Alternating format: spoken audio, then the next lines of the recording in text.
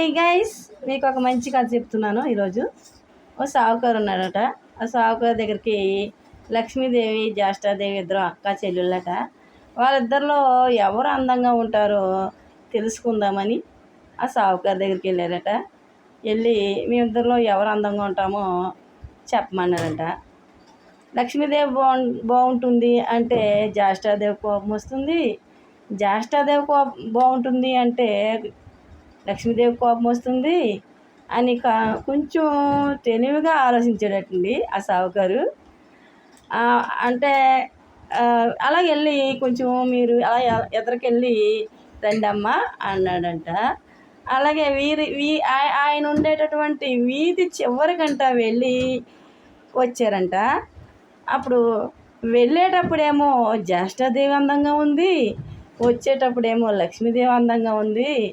వెనక చేసి జ్యేష్ఠాదేవి బాగుంది, ఎదర చేసి లక్ష్మీదేవి బాగుంది అన్నాడంట.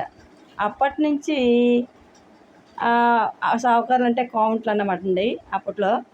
అప్పటి నుంచి సావుకారులకి ఈ జ్యేష్ఠాదేవి లక్ష్మీదేవి కూడా ఇద్దరికి కోపం రాకుండా చెప్పడంతో ఇద్దరు వరం ఇచ్చారట.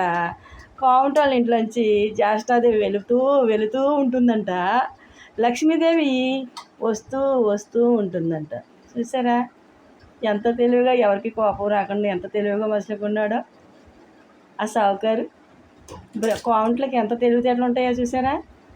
ఆ వ్యాపార లక్షణం అండి అది. ఎవరికి విరోధం లేకుండా ఎటువంటి కష్టం వచ్చినప్పటికీ కూడా అది మన వైపుకి రాకుండా తిప్పుకోగలగడమే అసలైన తెలివైన వ్యాపారస్తుల యొక్క తెలివితేటలు. అసలు తెలివైన తెలివితేటలు అంటే అవే. అర్థమవుతుందండి? సరే, కథ బాగుందా? బాగుంటే నాకు కామెంట్స్లో పెట్టండి. మీకు ఇంకా మంచి మంచి కథలు చెప్తానే. ఓకేనా? బాయ్.